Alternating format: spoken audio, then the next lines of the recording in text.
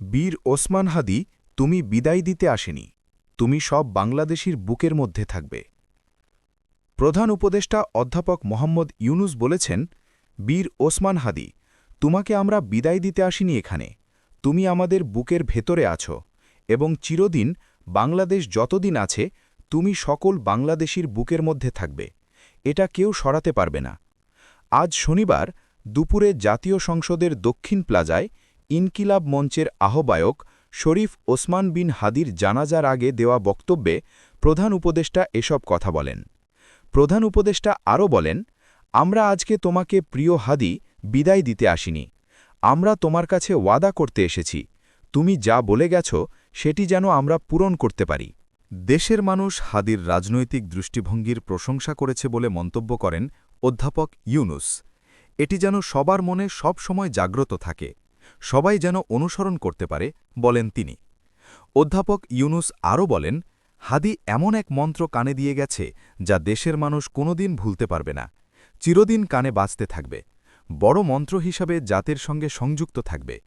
হাদির মন্ত্র ছিল চির উন্নত মম শির, সেই শির কখনও নত হবে না, সেই মন্ত্র সব কাজে প্রমাণ করা হবে। বাংলাদেশ দুনিয়ার কাছে মাথা উঁচু করে চলবে, কারো কাছে মাথা নত করবে না, সেই মন্ত্র পূরণ করা হবে। প্রধান উপদেষ্টা আরও বলেন, প্রিয় হাদি তুমি নির্বাচনে অংশগ্রহণ করতে চেয়েছিলে এবং সেই নির্বাচনে অংশগ্রহণ করতে গিয়ে নির্বাচন কিভাবে করতে হয় তারও একটা প্রক্রিয়া জানিয়ে গেছ আমাদের। কিভাবে প্রচারণা কার্য চালাতে হয়, কিভাবে মানুষের কাছে যেতে হয়, কিভাবে মানুষকে কষ্ট না দিয়ে তার বক্তব্য প্রকাশ করতে হয়, কিভাবে বিনীতভাবে মানুষের কাছে আসতে হয়, সবকিছু তুমি শিক্ষা দিয়ে গেছ। আমরা এই শিক্ষা গ্রহণ করলাম, আমরা এই শিক্ষা চালু করতে চাই। আমরা সবাই যে আমাদের জীবনে আমাদের রাজনীতিকে এই পর্যায়ে নিয়ে আসতে চাই যাতে হাদি আমাদের জীবনে স্পষ্টভাবে জাগ্রত থাকে।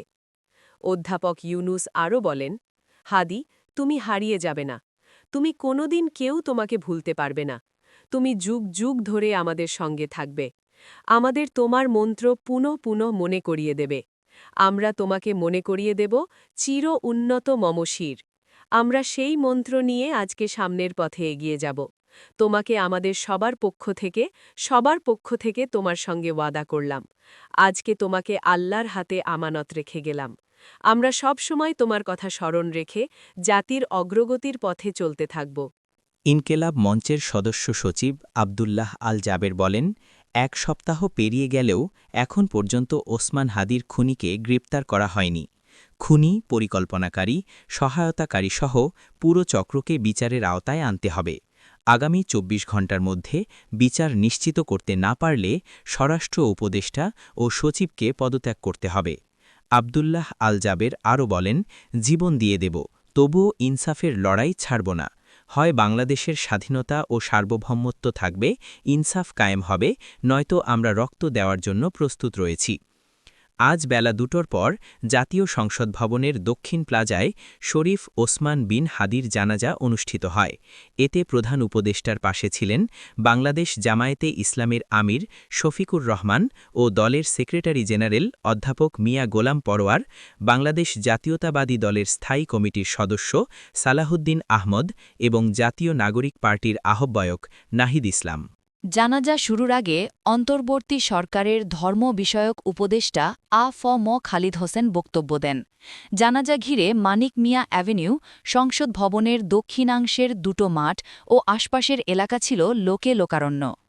ত্রয়োদশ জাতীয় সংসদ নির্বাচন ও গণভোটের তফসিল ঘোষণার পরদিন ১২ ডিসেম্বর দুপুরে ঢাকার পুরানা পল্টনের বক্স কালভার্ট রোডে ওসমান হাদিকে মাথায় গুলি করে দুর্বৃত্তরা। প্রথমে তাকে ঢাকা মেডিকেল কলেজ হাসপাতাল এবং পরে এভার কেয়ার হাসপাতালে চিকিৎসা দেওয়া হয়। অবস্থার অবনতি হলে উন্নত চিকিৎসার জন্য ১৫ ডিসেম্বর ওসমান হাদিকে এয়ার অ্যাম্বুলেন্সে সিঙ্গাপুরে নেওয়া হয়। সেখানে চিকিৎসাধীন অবস্থায় গত বৃহস্পতিবার তিনি মারা যান।